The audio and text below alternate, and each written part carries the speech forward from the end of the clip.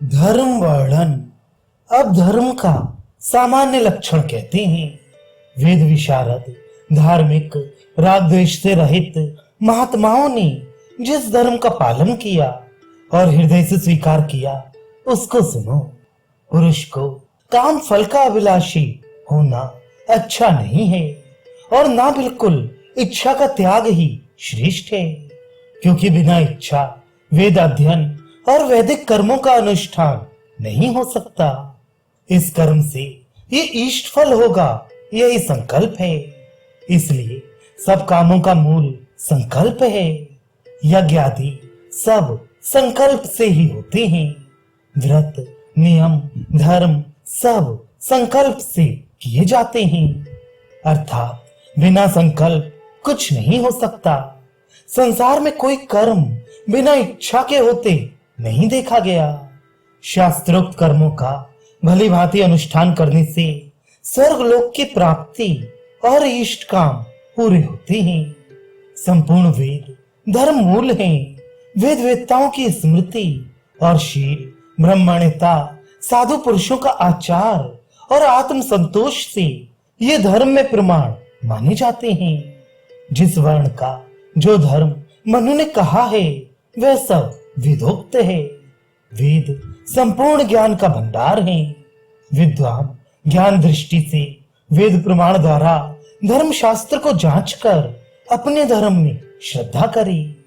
जो पुरुष वेद और स्मृतियों में कहे धर्मों का पालन करता है, वह संसार में कीर्ति पाकर परलोक में अक्षय सुख पाता है। श्रुति वेद को और स्मृति धर्म शास्त्र को कहते हैं। ये दोनों सब विषयों में निर्विवाद तर्क को तर्क रहित हैं, क्योंकि इन्हीं से धर्म का प्रकाश हुआ है। जो द्विज कुतर्कों से इनकी निंदा करते हैं, वे नास्तिक हैं, वेद निंदक हैं। वे शिष्ट समाज से निकाल देने योग्य हैं। वेद, स्मृति, सदाचार और अपना संतोष, ये चार प्रकार के धर्म लक्षण मुनियों ने कहे हैं। जो पुरुष अर्थ प्रयोजन काम अभिलाष में नहीं फंसे हैं, उनको धर्म ज्ञान होता है। धर्म जानने वालों के लिए सबसे श्रेष्ठ प्रमाण श्रुति है। जहां श्रुति दो प्रकार की हो, अर्थात एक ही विषय को दो तरह से कहे, वहां दोनों वचन धर्म में प्रमाण है। ये ऋषियों ने कहा है। श्रुति भेद की मान्यता दिखलाते हैं। उदित काल, सूर्योदय काल में, अनुदित सूर्योदय से पूर्व में, समयाधिष्ठित सूर्य नक्षत्र वर्जित काल में सर्वथा यज्ञ होम होता है। यह वेद की श्रुति है।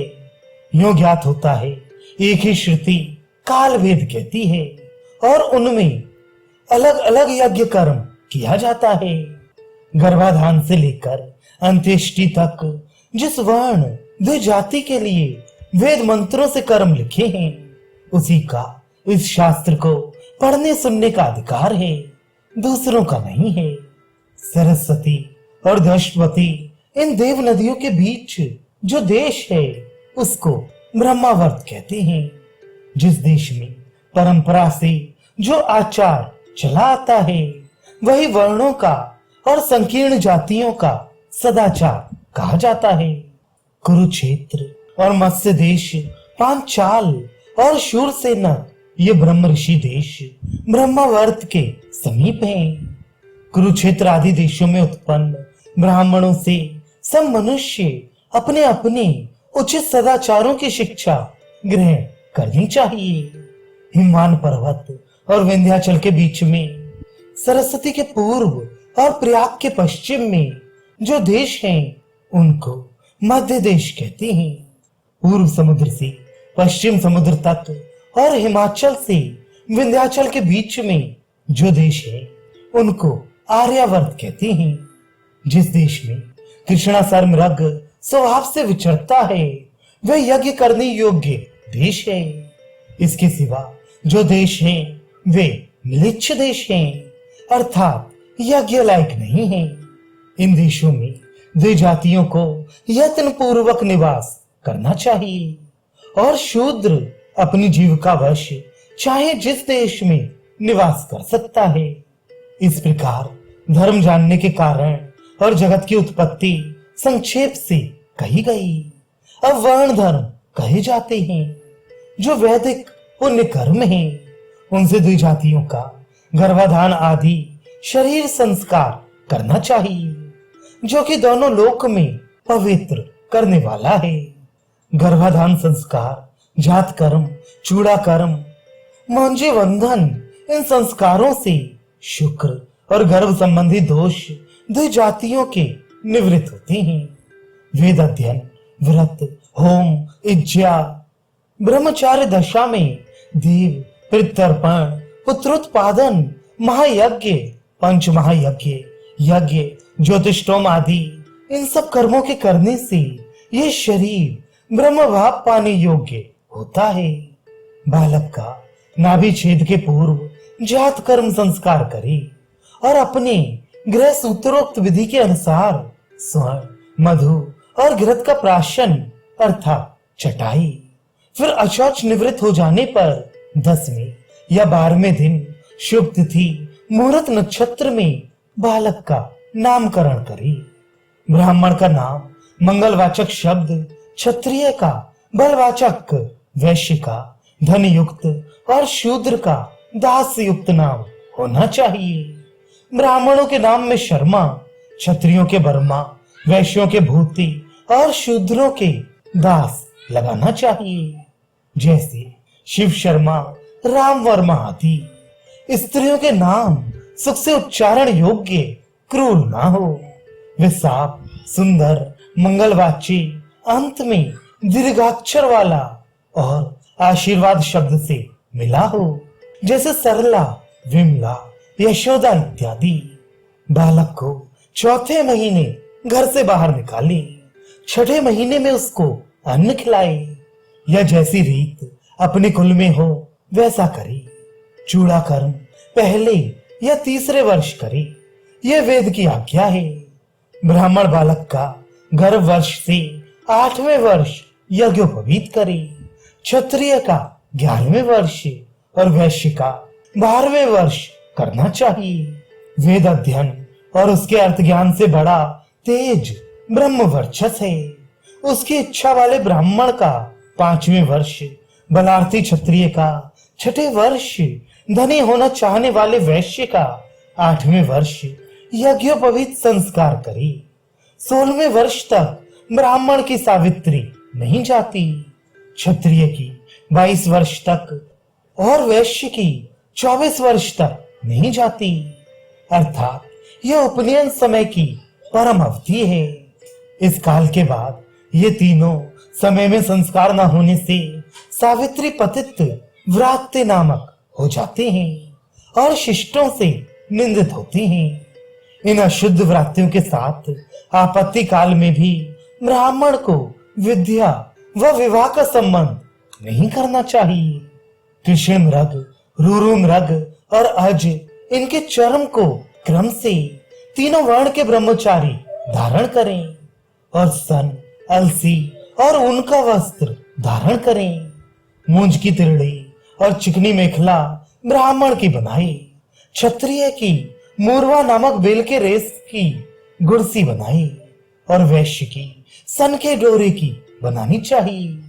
यदि मूंज ना मिले तो कुश, अश्मंतक, बलवच तृणों से तीनों वर्णों की मेखला बनाए।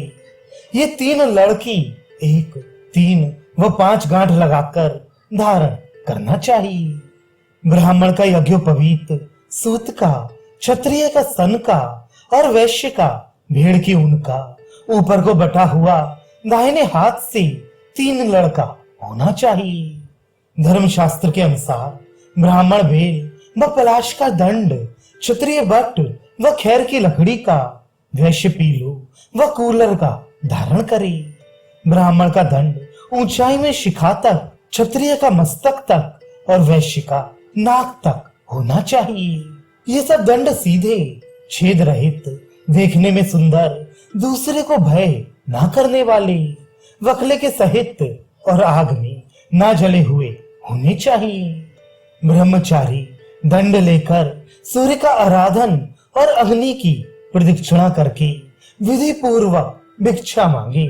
ब्राह्मण ब्रह्मचारी भिक्षा मांगते समय भवती भिक्षाम देहि, क्षत्रिय भिक्षाम भवती देहि, वैश्य भिक्षाम देहि भवती, ऐसा बोले। ब्रह्मचारी को पहले माता से, माता की बहन से, बहन से, और जो ब्रह्मचारी का अपमान ना करती हो उससे भिक्षा मांगनी चाहिए। अपने प्रयोजन भर को निष्कपट भाव से भिक्षा लाकर गुरु को निवेदन करे और पवित्रता से पूर्व दिशा को मुख करके आचमन पूर्वक भोजन करे। आयु के लिए पूर्व मुख, यश के लिए दक्षिण मुख, संपत्ति के लिए पश्चिम मुख, सत्य के लिए उत्तर मुख होकर भोजन करे।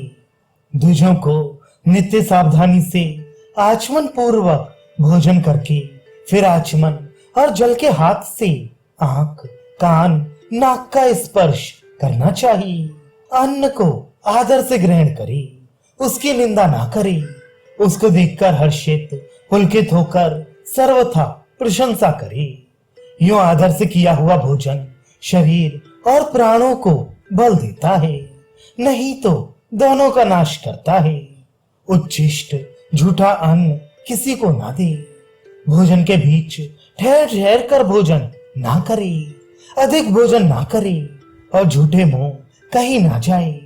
अति भोजन से आरोग्य और आयु में बाधा होती है। ये स्वर्ग और धर्म का विरोधी है, लोक में भी अच्छा नहीं माना जाता, इसलिए अति भोजन नहीं करना चाहिए। ब्राह्मण सदा ब्राह्म तीर्थ से आचमन करे या प्रजापति तीर्थ और देव तीर्थ से करे, परंतु पीठ तीर्थ से कभी आचमन ना करे। अंगूठे के मूल को ब्राह्म तीर्थ कहते हैं, अंगुलियों के मूल भाग को प्रजापति तीर्थ, अग्रभाग को देव तीर्थ और अंगूठा तर्जनी के मध्य भाग को पीठ तीर्थ कहते हैं। आचमन के समय 3 बार आचमन करके 2 बार मुख धोए और आंख, कान, नाक, मुख आदि इंद्रिय, हृदय और सिर का जल से स्पर्श करे। धर्मज्ञ पुरुष पवित्र होने की इच्छा से नित्य एकांत में पूर्व या उत्तर मुख बैठकर शीतल और झाग रहे जल से ब्राह्म आदि तीर्थों से आचमन करे। यह आचमन जल हृदय तक पहुंच जाने से ब्राह्मण, कंठ तक क्षत्रिय, मुख गीला होने से वैश्य और ओठ स्पर्श से शूद्र पवित्र होता है। अर्थात इसी हिसाब से जल लेकर अपना अपना आचमन करना चाहिए। बाएं कंधे पर जनेऊ रखकर दाहिने हाथ को बाहर निकालने से द्विज उपवीति कहा जाता है। दाहिने कांधे पर से बाईं तरफ लटकाने से प्राचीन आवीति और गले में माला से पहनने से निवेति कहा जाता है। यदि मेखला, मृगचर्म, दंड, जनेऊ और कमंडल पुराने हो जाएं या टूट जाएं, तो इनको जल में फेंककर और अपने गृह सूत्र के मंत्रों को पढ़कर दूसरा धारण करना चाहिए। ब्राह्मण का गर्भ से 16वें वर्ष, क्षत्रिय का 20वें वर्ष और वैश्य का 24वें वर्ष केशांत संस्कार किया जाता है। स्त्रियों की शरीर शुद्धि के लिए उपनयन को छोड़कर सब संस्कार समय पर क्रम से होते हैं, पर वेद मंत्रों को नहीं पढ़ना चाहिए। विवाह संस्कार ही स्त्रियों का उपनयन संस्कार है। पति सेवा ही गुरुकुल वास है। घर का काम काज ही हवन कर्म है। ये द्विजों के द्विजत्व को करने वाले उपनयन संस्कार को कहा है। अब उनके कर्तव्य कर्मों को सुनो।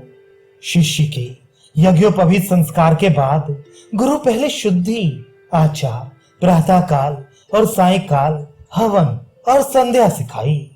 पढ़ने वाले शिष्य को छोटा वस्त्र धारण कर और शास्त्र विधि से उत्तर मुख आचमन करके जितेंद्रिय होकर ब्रह्मांजलि पूर्वक पढ़ना चाहिए। वेद अध्ययन के आरंभ और अंत में सदा गुरु के चरण छुए और हाथ जोड़कर पढ़े। इसी को ब्रह्मांजलि कहते हैं। अलग अलग हाथ से गुरु के पैर छुए, दाहिने से दाहिना और बाएं से बायां। गुरु निरालस होकर शिष्य को पहले हे शिष्य पढ़ो कहकर वेद पढ़ाए और अंत में विरामोस्तु अर्थात पाठ रुक जाए कहकर विश्राम करे। वेद अध्ययन के आदि और अंत में ओम का उच्चारण सदा करे। यदि आदि में ओम ना कहे तो विद्या में प्रेम नहीं होता और अंत में ना कहे तो पढ़ी विद्या भूल जाती है। पूर्व दिशा को कुशासन का अग्रभाग करके उस पर वेद अध्यायी बैठकर 3 प्राणायाम करके पवित्रता से स्वाध्याय करने के पूर्व ओमकार का उच्चारण करे। प्रजापति ने अकार, उकार, मकार और भू, भुवा, स्वहा इन 3 व्याहतियों को ऋक, यजु और सामवेद से धोकर सार निकाला है और तीनों वेदों से गायत्री ऋचा के एक एक पाद को दुहा है। वेदज्ञ ब्राह्मण प्रातः और सायंकाल के समय ओमकार और भू, भुवा, स्वहा इन व्याहतियों को पूर्व लगाकर गायत्री जपने से वेद पढ़ने का फल पाता है।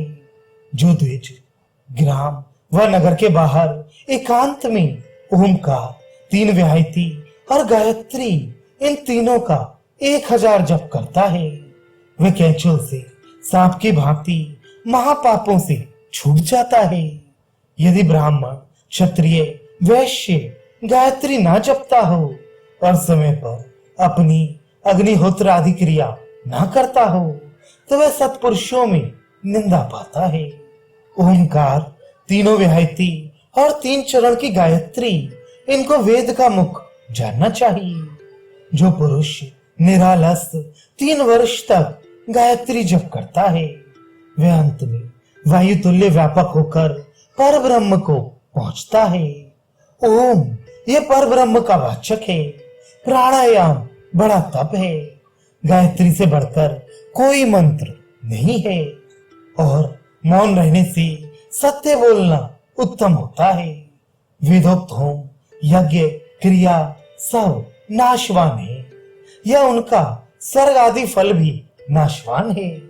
केवल ओंकार पर ब्रह्म प्रजापति का रूप ही अविनाशी जानना चाहिए। विधि यज्ञ 10 पौर्णमास से जप यज्ञ 10 गुना श्रेष्ठ है।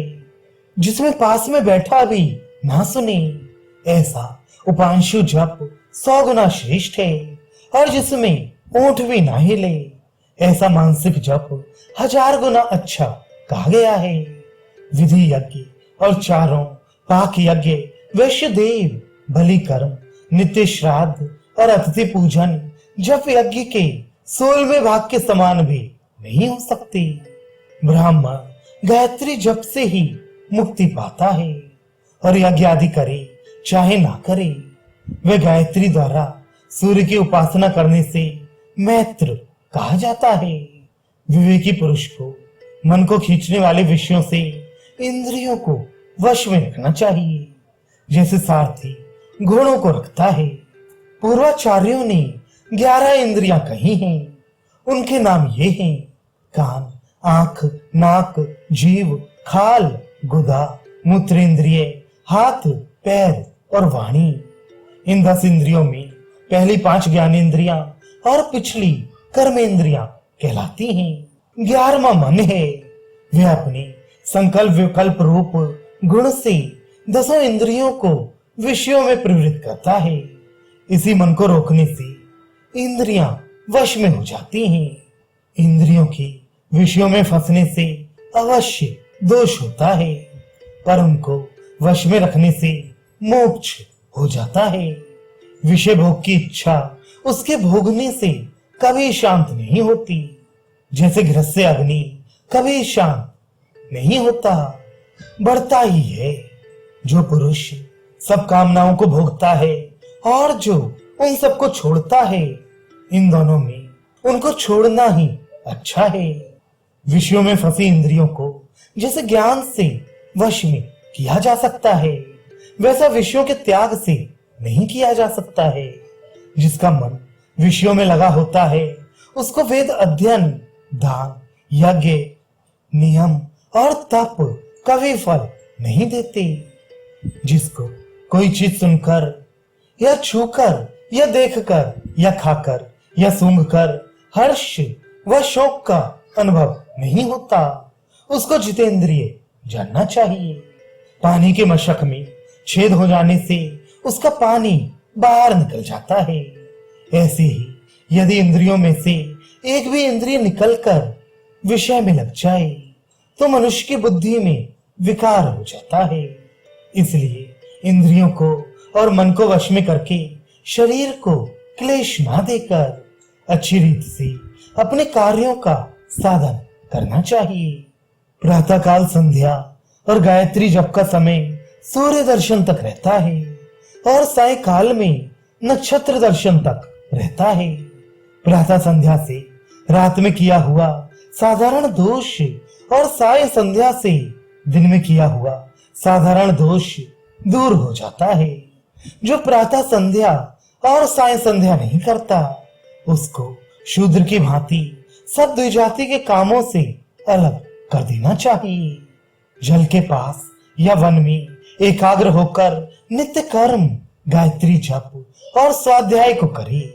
वेद के 6 अंगों को पढ़ने से नित्य स्वाध्याय में ब्रह्म यज्ञ और होम मंत्र पढ़ने में अनाध्याय नहीं माना जाता है। नित्य कर्म में अनाध्याय नहीं माना जाता क्योंकि वह ब्रह्म यज्ञ कहा जाता है। उसमें ब्रह्माहुति का होम पुण्य फल है और अनाध्याय में वषटकार वेदाध्ययन के समाप्ति का शब्द किया जाता है। जो ब्रह्मचारी 1 साल तक नियम से पवित्र होकर स्वाध्याय करता है उसको स्वाध्याय दूध दही घी और मधु बरसाता है। ब्रह्मचारी उपनयन के बाद समावर्तन अर्थात वेद पढ़कर घर लौटने तक गुरुकुल में होम के लिए लकड़ी बटोरे, भिक्षा लाए, भूमि पर सोए और गुरु सेवा किया करे। आचार्य पुत्र, सेवक, ज्ञानदाता, धर्मपरायण, पवित्र, प्रमाणिक, पढ़ने योग्य, धनदाता, सदाचारी और अपनी जाति संबंधी इन 10 को धर्मार्थ पढ़ाना चाहिए। बिना पूछे किसी से ना बोले और जो अन्याय से पूछे उसको भी ना बोले, क्योंकि जो अधर्म से पूछता है तथा जो उत्तर देता है उनमें एक मर जाता है या आपस में विरोध हो जाता है। जिसको पढ़ाने से धर्म, धन या सेवा कुछ भी ना मिले उसे विद्या ना पढ़ाए। अच्छा बीज ऊसर में बोना व्यर्थ ही है।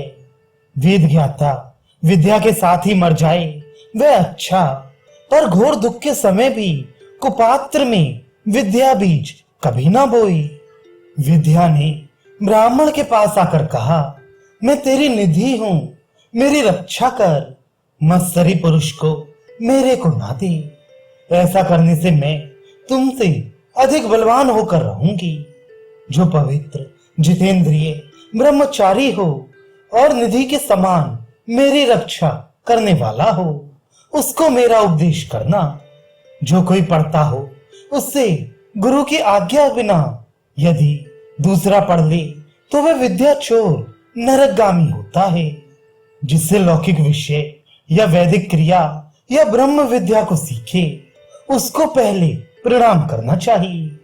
जो केवल गायत्री जानता हो, जितेंद्रिय हो, वह ब्राह्मण मान्य होता है। और जो तीनों वेदों का भी ज्ञाता हो पर भक्ष वक्ष का विचार ना रखता हो, सब निषिद्ध चीजें बेचता हो, वह माननीय नहीं होता। दिशय्या और आसन पर अपने से श्रेष्ठ बड़ा बैठता हो उस पर कभी ना बैठे। स्वयं आसन व शैया पर बैठा हो तब कोई पूज्य आए तो उठकर प्रणाम करना चाहिए। गुरु या किसी श्रेष्ठ के आने पर युवा पुरुष के प्राण संभ्रम से ऊपर चढ़ते हैं, फिर उठकर प्रणाम आदि करने पर वे प्राण स्वस्थ होते हैं। इसलिए अवश्य स्वागत करना चाहिए। जो पुरुष बड़ों की सेवा और उनको प्रणाम करता है उसकी आयु, विद्या, यश और बल ये चारों बढ़ते हैं। वृद्ध को प्रणाम करता हुआ विप्र मैं अमुक नाम हूं ऐसा कहे। जो प्रणम्य पुरुष आशीर्वाद देने का कायदा ना जानते हों उनको प्रणाम समय में मैं हूं इतना ही कहे और स्त्रियों को भी प्रणाम करते हुए यही कहना चाहिए। अभिवादन प्रणाम करने के समय अपने नाम के अंत में भो ऐसा कहे। प्रणम्य पुरुष के नाम के स्थान में भो ये संबोधन ऋषियों ने कहा है, अर्थात प्रणम्य का नाम ना कहकर भो कहना चाहिए। विप्र प्रणाम करे तो आशीर्वाद में आयुष्मान भव सौम्य ऐसा कहे और उसके नाम के अंत में अकार का अगर व्यंजन अंत नाम हो तो उसके पहले अक्षर का प्लुत ऊंचा उच्चारण करे। जो ब्राह्मण प्रणाम आशीर्वाद की रीत ना जानता हो उसको प्रणाम ना करना चाहिए, क्योंकि वह शूद्र के समान है। आपस में मिलने पर ब्राह्मण से कुशल, क्षत्रिय से अनामय, वैश्य से क्षेम और शूद्र से आरोग्य पूछना चाहिए। यज्ञ आदि में दीक्षित ब्राह्मण उम्र में छोटा हो तो भी उसका नाम नहीं ले, उसको भो भगवान कहकर पुकारना चाहिए। जो दूसरे की स्त्री हो या जिससे संबंध ना हो उससे आप, सुभगे, बहन कहकर बोलना चाहिए। मामा, पिता का भाई, ससुर, ऋत्विज और गुरु ये यदि उम्र आदि में छोटे हों तो भी मिलने पर उठकर अपना नाम जाहिर करना चाहिए। मौसी, मामी, सास और बुआ ये सब गुरु स्त्री के समान पूज्य हैं।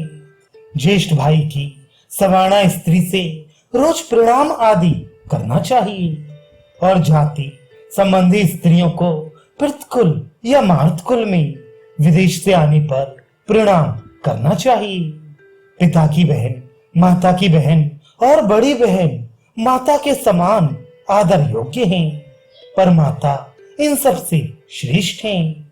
एक नगर का निवासी उम्र में 10 वर्ष का, नाच गान जानने वाला उम्र में 5 वर्ष का, वेदज्ञ 3 वर्ष का और संबंधी थोड़े ही दिन का, ये सब समान अवस्था के माने जाते हैं। 10 वर्ष के ब्राह्मण को 100 वर्ष का क्षत्रिय पिता माने और अपने को पुत्र माने। धन, कुटुंब, आयु, कर्म और विद्या ये 5 मान के स्थान हैं। इनमें पहले से दूसरा क्रम से अधिक मान्य होता है। तीनों वर्णों में जो इन 5 बातों में बड़ा हो वही जगत में माननीय है। और 10वीं अवस्था में अर्थात 90 वर्ष में शूद्र भी मान योग्य होता है।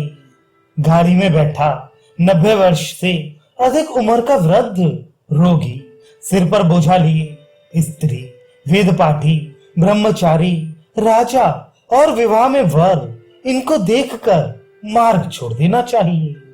ये सब जहां इकट्ठे हों वहां स्नातक ब्राह्मण जिसका वेद पाठ हो गया है और राजा अधिक मान्य होता है, इन दोनों में भी राजा स्नातक का मान करे। जो अपने शिष्य का उपनयन करके उसे सांग वेद पढ़ाता है वह आचार्य कहलाता है। जो ब्राह्मण वेद या उसके अंगों को जीविका के लिए पढ़ाता है वह उपाध्याय कहलाता है। जो गर्भाधान आदि संस्कार विधि से करता है और अन्न से पोषण करता है वह गुरु कहलाता है। जो ब्राह्मण किसी का वरण लेकर अग्न्याध्याय कर्म, अष्टकादर्श, पौर्णमास आदि, पाक यज्ञ और अग्निष्टोम आदि यज्ञ करता है वह उसका ऋत्विज कहलाता है। जो वेद का शुद्ध अध्यापन कराता है वह पिता माता के समान मान्य होता है। उसके साथ कभी द्रोह ना करे। आचार्य उपाध्याय से 10 गुना, पिता आचार्य से 100 गुना और माता पिता से 1000 गुना अधिक पूज्य है। पैदा करने वाला पिता और वेद अध्यापक गुरु में गुरु श्रेष्ठ है, क्योंकि वह ब्रह्म जन्म का दाता है। उसी से लोक परलोक में स्थिर सुख मिलता है।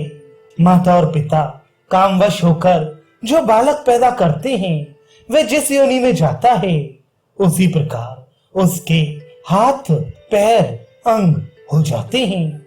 परंतु वेद विशारद आचार्य गायत्री उपदेश से जो बालक की जाति उत्पन्न करता है, वह जाति सत्य, अजर और अमर है।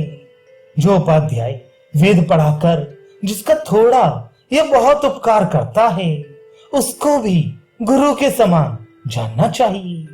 ब्रह्म वेद पढ़ाने योग्य, जन्म देने वाला और स्वधर्म की शिक्षा देने वाला ब्राह्मण यदि बालक हो तो भी वह धर्मानुसार बूढ़ों के पिता समान है।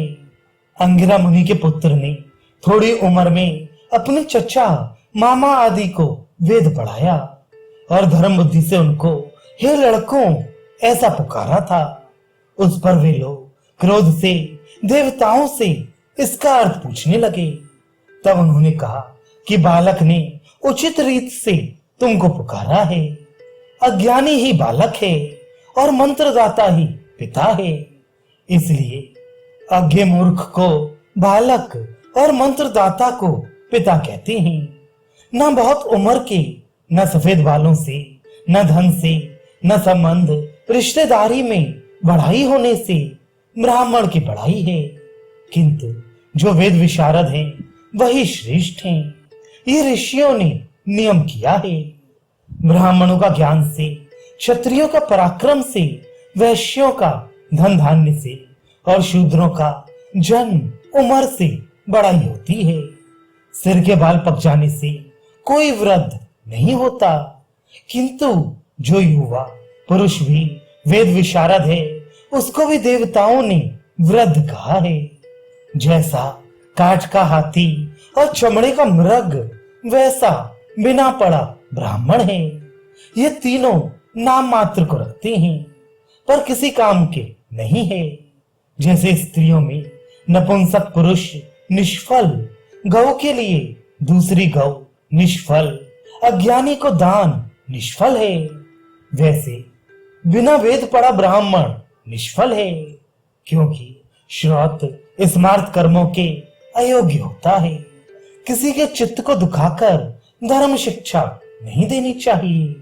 मधुर और कोमल वाणी बोलनी चाहिए।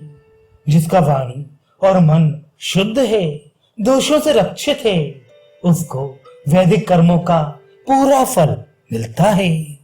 बहुत दुखी होने पर भी किसी को मर्म भेदी वचन ना कही, जिसमें दूसरे का भला ना हो ऐसी बात ना विचार करे, और जिससे लोग घबराएं उस अहित करने वाली बात को ना कहे। सम्मान से विष की तरह नित्य डरा करे और अपमान का अमृत की तरह सदा चाह रखे। इस लोक में अपमान से जो दुख नहीं मानता वह सुख से सोता है, सुख से जागता है, सुख से विचरता है, और उसका अपमान करने वाला नष्ट हो जाता है। इस क्रम से गर्भाधान आदि उपनयनांत संस्कारों से पवित्र द्विज गुरुकुल में वेद प्राप्ति योग्य तप करे। द्विज को तपों से और नाना प्रकार के व्रतों से संपूर्ण वेद और उपनिषदों का ज्ञान संपादन करना चाहिए। तप करने की इच्छा से वेद का सदा अभ्यास करे।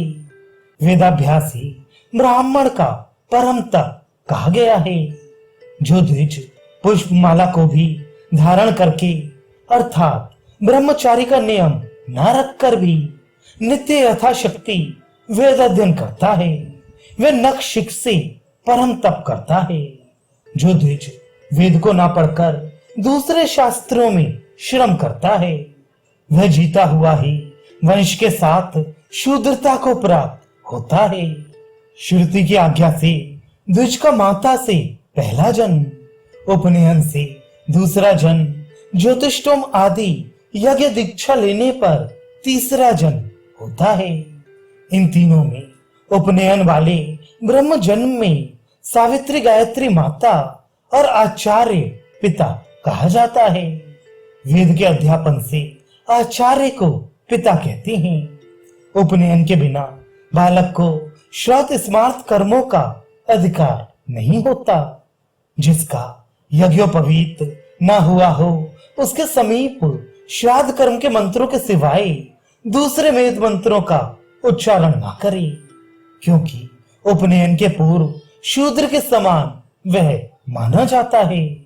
उपनयन के बाद बालक को व्रत धारण और विधि से वेद का अध्ययन कराए।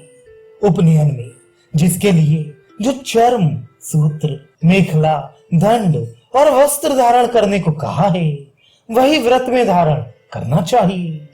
गुरुकुल में ब्रह्मचारी को इंद्रियों का संयम करके अपने तप के वृद्धि के लिए इन नियमों का पालन करना चाहिए। नित्य स्नान से पवित्र होकर द्विज, देवता, ऋषि और पितरों का तर्पण, देव पूजन और होम करना चाहिए। मधु, शराब, मांस, सुगंध का पदार्थ, पुष्प, रस, स्त्री, जो सड़ी चीज, सिरका वगैरह और प्राणियों की हिंसा, इनको छोड़ देना चाहिए।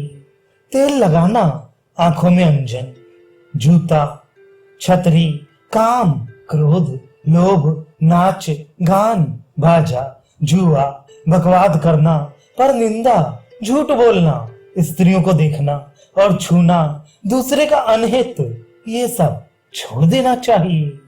हमेशा अकेला सोए और वीर्य को ना गिराए। जो इच्छा से वीर्यपात करता है वह अपनी ब्रह्मचर्य व्रत का नाश करता है। अपनी इच्छा के बिना स्वप्न में वीर्यपात हो जाए तो स्नान, सूर्य पूजन करके पुनर्नमा मेत्य इंद्रियम, इस ऋचा का 3 बार जप करे। जल का घड़ा, फूल, गोबर, मिट्टी और कुश, ये चीजें जरूरत भर लाई और प्रतिदिन भिक्षा मांगे। वेद और यज्ञ से जो रहित नहीं हैं, अपने नित्य कर्म में परायण हैं, उनके घरों से ब्रह्मचारी भिक्षा लाए। अपने गुरुकुल में, जाति में और संबंधियों में भिक्षा ना मांगे। यदि दूसरी जगह ना मिल सके तो समीप के रिश्ते में छोड़कर दूर वालों में मांगे। अगर धर्म कर्म वाले पुरुषों का गांव में अभाव हो तो सब गांवों में भिक्षा को जाए। महापात के लोगों को छोड़ दे और अपनी वाणी को सदा संयम में रखे। दूर से समिधा होम की लकड़ी लाकर ऊंचे पर धरे और निरालस होकर प्रातःकाल और सायंकाल उससे अग्नि में हवन करे। ब्रह्मचारी निरोग होने पर यदि 7 रात तक भिक्षा ना लाए और हवन ना करे तो उसको अवकीर्णी व्रत प्रायश्चित करना चाहिए। ब्रह्मचारी भिक्षा मांगकर नित्य भोजन करे। एक ही के घर का अन्न लाकर ना खाए, क्योंकि भिक्षा से जो निर्वाह होता है वह व्रत के समान माना जाता है। देव यज्ञ में निमंत्रण हो तो निषिद्ध पदार्थ छोड़कर एक का भी अन्न तृप्ति पूर्वक भोजन करे और श्राद्ध में ऋषियों के समान भोजन करे। इस प्रकार व्रत भंग नहीं होता है। लेकिन विद्वानों ने ये कर्म ब्राह्मण ब्रह्मचारी के लिए कहा है, क्षत्रिय और वैश्य के लिए ऐसा कर्म नहीं है। गुरु रोज कहे या ना कहे, पर अध्ययन और आचार्य के हित के लिए सदा यत्न करना चाहिए। शरीर, वाणी, बुद्धि, ज्ञानेंद्रिय और मन का संयम करके हाथ जोड़कर गुरुमुख को देखता हुआ रहा करे। ओढ़ने के वस्त्र से दाहिना हाथ सदा बाहर रखे और गुरु आज्ञा से सामने बैठे। गुरु के पास में सादा भोजन और ब्रह्मचारी सोता, बैठा, खाता, खड़ा और मुंह फेरकर खड़ा हुआ गुरु से बातचीत ना करे। गुरु आसन पर बैठे हों तो शिष्य आसन से उठकर, गुरु खड़े हों तो पास जाकर, आते हों तो सम्मुख जाकर और जा रहे हों तो उनके पीछे दौड़कर बात करना चाहिए।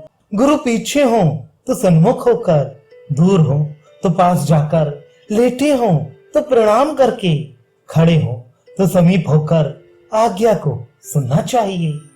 गुरु के पास में बिछौना या आसन गुरु से नीचा रखना चाहिए और उनके सामने मनमानी तौर से ना बैठे।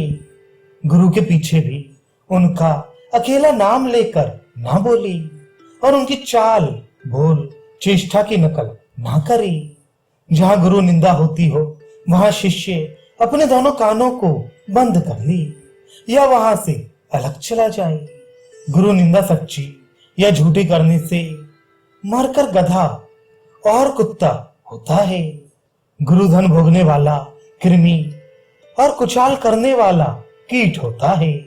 शिष्य खुद दूर रहकर दूसरे के द्वारा गुरु पूजा ना करे, पूजा में क्रोध ना करे। गुरु अपनी स्त्री के पास हो तब पूजा ना करे। अगर आसन या गाड़ी में बैठे हो तो उतरकर गुरु को प्रणाम करे। गुरु के तरफ शिष्य की तरफ से वायु लगता हो या शिष्य के गुरु की तरफ से वायु लगता हो तो शिष्य गुरु सन्मुख में ना बैठे और गुरु ना सुन सके तो कुछ नहीं कहना चाहिए।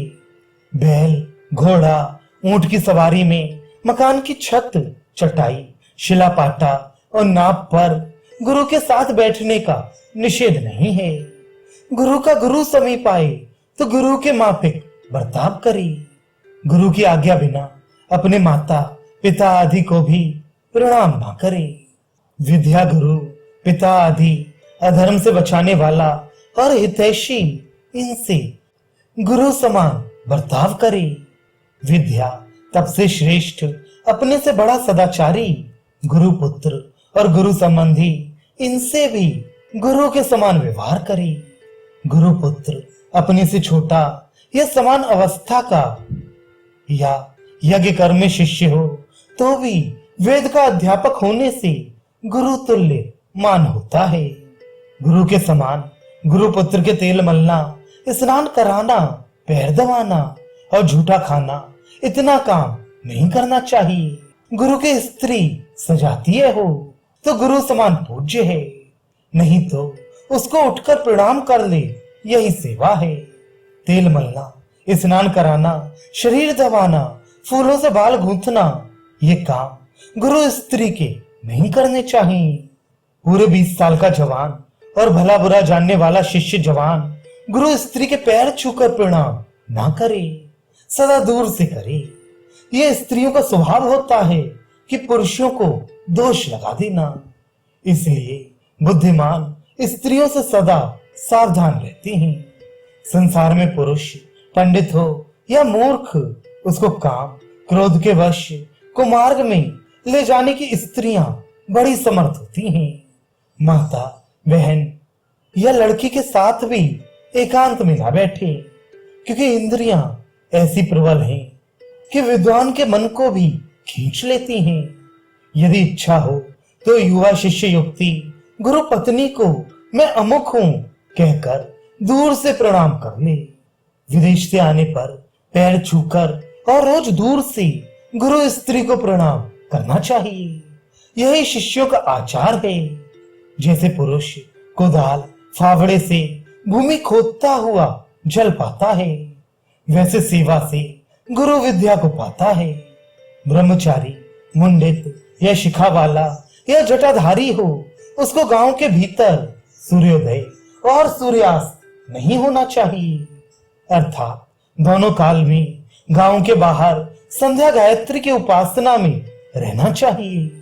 यदि ब्रह्मचारी इच्छा से सोता रहे और सूर्योदय हो जाए या नगर में ही बिना जाने सूर्यास्त हो जाए तो एक दिन उपवास और गायत्री जप करे। यदि सोते हुए को सूर्योदय और सूर्यास्त हो जाए और उसका प्रायश्चित ना करे तो उसको महापातक लगता है। रोज दोनों संध्या में एकाग्र मन होकर पवित्र स्थान में गायत्री जप करे। यदि किसी धर्म का स्त्री या शूद्र आचरण करता हो और उसमें मन लगे तो उसी का पालन करे, या जिसमें अपना चित्त प्रसन्न हो वही करे।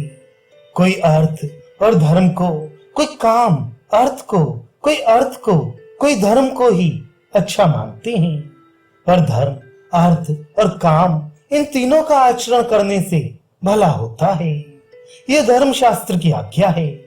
आचार्य ब्रह्मा की मूर्ति, पिता प्रजापति की मूर्ति, माता पृथ्वी की मूर्ति और बड़ा भाई अपनी ही मूर्ति है। इनसे दुखी होने पर भी इनका अपमान ना करे और ब्राह्मण को तो कभी नहीं करना चाहिए। मनुष्यों की उत्पत्ति और पालन आदि में माता पिता जो दुख सहते हैं उसका बदला सैकड़ों वर्ष सेवा से भी नहीं हो सकता। इसलिए सदा माता पिता और आचार्य का प्रिय कार्य करे। इन तीनों के संतुष्ट होने से सब तप पूरे हो जाते हैं। इन तीनों की सेवा परम तप कहा जाता है। इनकी आज्ञा लेकर दूसरे धर्मों का आचरण करना चाहिए। यही तीनों लोक, पृथ्वी, अंतरिक्ष, स्वर्ग हैं। तीनों आश्रम, तीनों वेद और तीनों अग्नि हैं। पिता गार्हपत्य अग्नि, माता दक्षिणाग्नि और गुरु आहवनीय अग्नि का स्वरूप है। ये तीनों अग्नि संसार में पड़े हैं। इन तीनों की भक्ति सेवा से तीनों लोक ग्रस्त जीतता है और स्वर्ग में देवताओं की भांति सुख पाता है। मार्त भक्ति से यह लोक, पृथ भक्ति से मध्य लोक और गुरु भक्ति से ब्रह्मलोक को पाता है। जिसने इन तीनों का आदर किया और उसके सब धर्म कर्म निष्फल हैं। जब तक पिता, माता और गुरु जीवित रहें तब तक इनकी सेवा में विशेष लगा रहे। इसके सिवा जो कर्म करे वह इनको निवेदित कर दे। इन तीनों की सेवा से पुरुषों के कर्तव्य पूरे हो जाते हैं। ये मुख्य धर्म है और गौर धर्म माना जाता है। श्रद्धामय पुरुष उत्तम विद्याओं को हीन जाति से भी सीखे और चांडाल से भी लोक मर्यादा सीखे और हानि कुल से भी सुशील स्त्री का विवाह करे। विष से भी अमृत और बालक से भी हित वचन ग्रहण कर ले। शत्रु से भी सदाचार और अपवित्र में से भी स्वर्ण निकाल ले। स्त्री रत्न विद्या, धर्म, शौच, अच्छे वचन और भांति भांति की शिल्प कला आदि सबसे सीख ले। आपत्ति काल में क्षत्रिय वैश्य से भी अध्ययन का विधान है, पर ऐसे गुरु की सेवा अध्ययन काल तक ही करनी चाहिए। जो गुरु ब्राह्मण ना हो या सांग वेद का ज्ञाता ना हो तो मोक्षार्थी ब्रह्मचारी जीवन भर गुरुकुलवास ना करे। यदि नैष्ठिक ब्रह्मचारी जीवन भर गुरुकुलवास चाहे तो देहांत तक सावधानी से गुरु सेवा में लगा रहे। जो ब्राह्मण देहांत तक गुरु की सेवा करता है वह मोक्ष को पाता है। धर्मज्ञ ब्रह्मचारी अध्ययन के पहले दक्षिणा आदि से गुरु का कुछ भी उपकार ना करे, किंतु समावर्तन के बाद गुरु की आज्ञा से शक्ति के अनुसार गुरु दक्षिणा देनी चाहिए। खेत, सोना, गौ, घोड़ा, छतरी, जूता, आसन, अन्न, शाक और वस्त्र अर्पण करके गुरु को प्रसन्न करे। गुरु के मर जाने पर विद्वान गुरु पुत्र, गुरु स्त्री और गुरु के सहोदर भाई आदि हों तो उनको गुरु समान मानना चाहिए, और ये मौजूद ना हो तो गुरु स्थान में उनके अग्नि की सेवा करे और उपासना से निज देह को ब्रह्मालय के लायक किया करे। इस प्रकार जो ब्राह्मण अखंड ब्रह्मचर्य का पालन करता है वह परमात्मा में लय को पाकर फिर इस लोक में जन्म नहीं पाता।